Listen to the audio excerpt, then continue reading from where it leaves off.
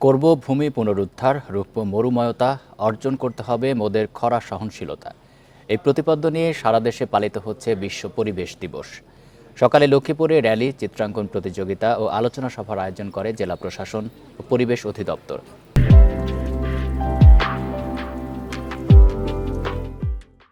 নোয়াখালী ও চাঁদপুরে বেলুন উড়িয়ে কর্মসূচির উদ্বোধন করা হয়। পরে হয় আলোচনা সভা ও চিত্রাঙ্কন প্রতিযোগিতা। দিবসটি উপলক্ষে মুন্সিগঞ্জে ৩৫,০০০ গাছের চারা রোপণ করে জেলা প্রশাসন। দিনাজপুর ও নাটোরে জেলা প্রশাসন ও পরিবেশ অধিদপ্তরের আয়োজনে র্যালি ও আলোচনা সভা হয়। এ সময় পরিবেশের বিপর্যয় ঠেকাতে সচেতনতার পাশাপাশি গাছ লাগানোর আহ্বান জানানো হয়।